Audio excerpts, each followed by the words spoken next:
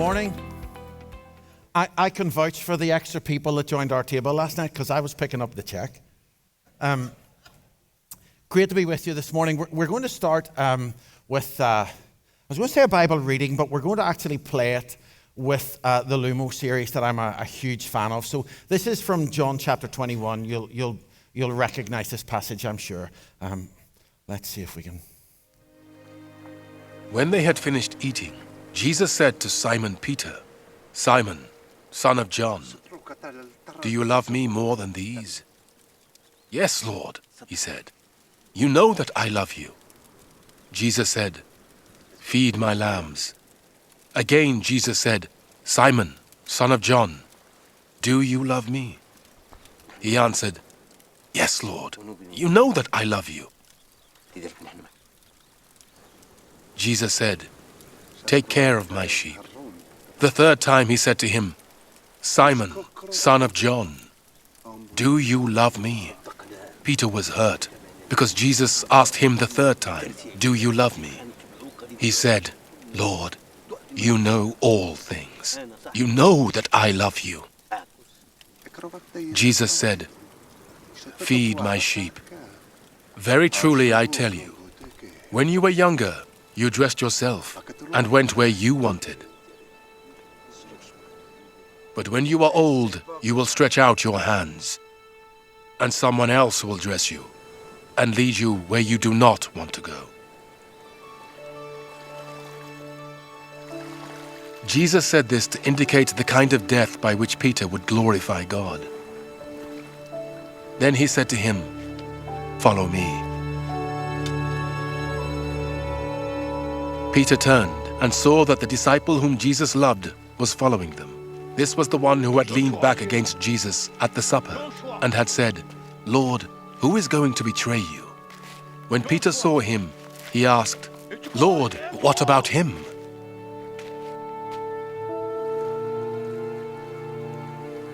Jesus answered, "If I want him to remain alive until I return, what is that to you? You must follow me." Because of this, the rumor spread among the believers that this disciple would not die. But Jesus did not say that he would not die. He only said, "If I want him to remain alive until I return, what is that to you?" This is the disciple who testifies to these things and who wrote them down. We know that his testimony is true.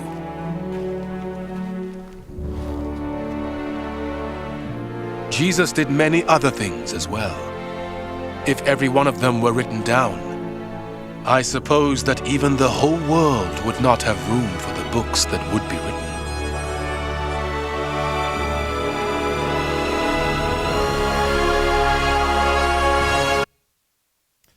Dal spoke yesterday about one of his children. I was kind of disappointed because I hoped the story was going to end with he drank the milk and what happened afterwards, but it wasn't. But of all the experiences that have impacted my life, one of the most significant is becoming a father and a father to these three. And the learning just keeps going on. But for me, it's especially significant because it teaches me about knowing God as my Father, something I think we aren't particularly good at teaching. And indeed, I've even heard it said that we shouldn't focus too much on calling God Father because of the bad experience that many people have of earthly fathers. Well, actually, to me, that shows all the more why we need to focus on it, on just how amazing it is we get to call God Father, and how much people need to experience that for themselves. But anyhow, fatherhood impacted me so much in the early days that I wanted to write a book about it and what it was teaching me about God. I even wrote the first few chapters of the book. And all was well and good until my children started to get a bit older. And I started to find that my feelings about them were being challenged a bit more. as they became teenagers instead of being so young. So I decided that I would only ever dare write a book about fatherhood and what it teaches me about God if I managed to survive parenting my children through teenage years. I don't have that ambition to write a book anymore. I only have one ambition left, and it's to live long enough to see my children parent teenagers. But one of the things that parenthood has taught me so far is that my kids are different, and I need to relate to them in different ways. What's good for one isn't necessarily good for another. And I confess that came as a bit of a shock to me, because let's face it, no one prepares you for parenting. And so when number 2 doesn't respond like number 1, and number 3 doesn't respond like either of them, you need to keep rethinking your strategy of how you deal with them. But not only was that a key realization for me as a parent, it also brought for me into sharp focus the same truth for God and his children. If I need the space to relate to my children in different ways, then maybe I need to give God the same liberty with his children. Now, that may sound obvious to you, but it's not obvious when your Christian background is like mine. I've shared with some of you before in different contexts, but I come from proper Baptist stock. Not the amateur stuff that you have in America. Southern Baptists think they're Baptists. They are only playing games at it. I can tell you, they don't come close to Irish Baptists. Although I do think sometimes us recovering Baptists can be a bit hard on ourselves, as if we're the only ones that are like this. The truth is, a whole lot of other people are just as bad. We're convinced we're right. That's bad enough. But it also means we're convinced that you're wrong, which makes things worse. And if only we stopped there. But no, we're not just convinced that we're right and convinced that you're wrong. We're equally convinced that it's our solemn Christian duty to tell you stridently and often exactly why it is you're so wrong. And so I've been reading through John's Gospel in the last month, and it reaches a fitting conclusion with the resurrection of the Lord. And there's almost a natural conclusion to it at the end of chapter 20, where it says, Jesus performed many other signs in the presence of his disciples, which are not recorded in this book. But these are written that you may believe that Jesus is the Messiah, the Son of God, and that by believing you may have life in his name. And yet, in a sense, John's Gospel can't stop there, because one thing has been left hanging, and it's Peter.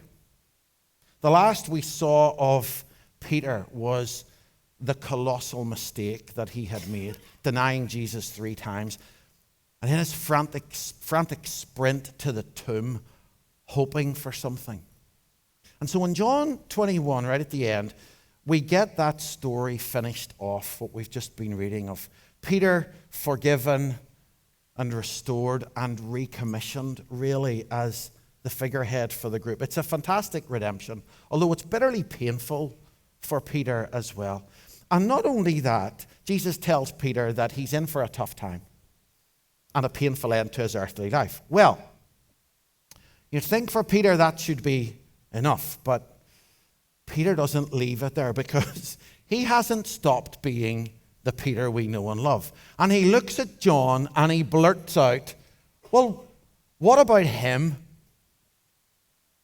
Like, if that's what the future holds for me, then I guess that it's only right that the others have to experience something similar for themselves. And he gets a pretty strong rebuke from Jesus, who basically says, mind your own business. Leave that to me. You stick to following my calling for you, and don't worry about anybody else. Now, there's no sugarcoating this from Jesus. It's a pretty direct put down. And that reaction from Jesus to Peter has been really challenging me recently, and left me wondering if there are not parts of my life where Jesus might be trying to say the same thing to me. We all know, in theory, how falling into the trap of comparing ourselves to others is really destructive from whatever angle we approach it. One angle is when we feel we're not as good or as blessed or as gifted as others. That can be paralyzing. We either get stuck not appreciating all that we do have, or else neglecting the gifts that we have, letting them stagnate whilst we waste our time wishing that we had other ones. Or maybe we actually convince ourselves that we have those other gifts and we plow on ahead with it, oblivious to the carnage that we're creating. Like, is there anything worse than those auditions for X Factor by people who don't have a note in their heads but think they're Whitney Houston or Taylor Swift or Ed Sheeran? And you know what the worst bit is? Their friends don't tell them. They stand there waiting for them to perform, excited. And meantime, the rest of us are hiding behind the sofa going, oh my word. Listen, watch this. Please play. Go on, Scott. Good luck.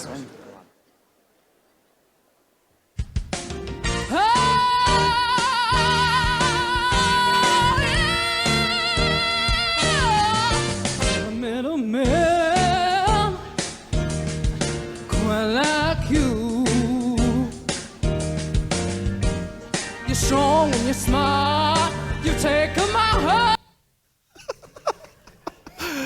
It's my favorite bit is the friends that are so excited for her, going like, there's nobody going to tell her.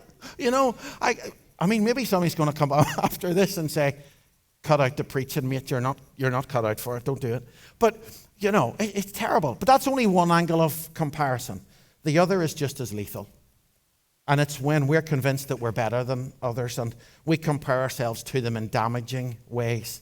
That's me going back to my bigoted Baptist past. It maybe starts by seeing things differently, or we just agree to differ. But it can too easily become damning, and we draw lines to exclude people rather than include them. Oh, they're so backward. Or they're way too woke or progressive. Or how can anybody be so stubborn and stupid? Or why are they so blind and don't see the way we see? Whichever of those angles we come from, the result is the same. Too much of our focus is on others. And like Peter, we're in danger of losing sight of what it is God has called us to do. It would be downright foolish for us to pretend that all of us here are on the same page. Theologically, missionally, technologically, or whatever. And I wouldn't mind betting that we've at least been tempted, if not succumbed, to the temptation to fall into the comparison trap, one way or another. In fact, some of us maybe would have to admit that we're in it right now. Either wishing that we had someone else's role, or someone else's gifts, or maybe looking negatively at how some others are doing, assigning motives to them that are just wrong, possibly even calling into question their calling or their integrity. But here's the thing. We can't afford to be like that. There's way too much to be done. And maybe Jesus needs to say to us what he said to Peter. What is that to you? You must follow me. However, we need to be careful because we can also interpret that dangerously. God has called me to this and stuff the rest of you. I don't answer to you, so you go your way and I'll go mine. But that's not going to work either. I said I'd been reading in John's Gospel this past month, and not too long before this episode in chapter 21, we find some other things that blow the lid off that kind of attitude. Words from Jesus himself, some of which he repeats several times, so we know he's serious. A new command I give you. Love one another. As I have loved you, so you must love one another. By this everyone will know that you are my disciples, if you love one another. My command is this: love each other as I have loved you. Greater love has no one than this, to lay down one's life for one's friends. You are my friends if you do what I command. And this is my command: love each other. And then he goes on to pray. My prayer is not for them alone. I pray also for those who will believe in me through their message, that all of them may be one, Father, just as you are in me and I am in you. May they also be in us, so that the world may believe that you have sent me. I have given them the glory that you gave me, that they may be one as we are one. I in them and you in me, so that they may be brought to complete unity. For then the world will know that you sent me and have loved them even as you have loved me. Love for each other. Sacrificial love. Jesus keeps saying it. And his prayer for unity. Next up is Gethsemane and everything that leads to. And what's on Jesus' mind? The unity of his followers. I think he thinks it's important. You know, it is vital that all of us gets on with following the calling that Jesus has put on our lives. And we don't get caught in the comparison trap from either side. But following our calling is never divorced from Jesus' command to love each other to death and to portray the unity that he so earnestly prayed for. I know it's a bit of a tightrope walk. It's difficult not to veer to one side or the other, even because of our personalities. But imagine the impact if more often we could live in the sweet spot of the intersection of both our calling and our unity, and encourage each other to do so. I finished reading John's Gospel and decided to go on and read the other Johannine books, which means I'm now in the middle of Revelation. And something I read Tuesday morning just brought all of this home to me with even more force. At the end of chapter 12 in Revelation, it says this: the dragon was enraged at the woman and went off to wage war against the rest of her offspring, those who keep God's commands and hold fast their testimony about Jesus. Satan is determined to do all he can to destroy us and our witness, and particularly to destroy our unity, because he knows, as Jesus prayed, it's one of the most powerful tools we have to impact the world with the gospel. So this isn't an optional extra for us or just a nice idea. It's a vital part of our calling. It has global, cosmic significance. We better take it seriously. Let's pray. Lord, as we head into today, we pray that you will use this time to reinforce your calling on our lives, to inspire us and to encourage us to keep following. But Lord, would you protect our unity? Would you work in us fallen creatures a love for each other that is stronger than death? In Jesus' name, amen.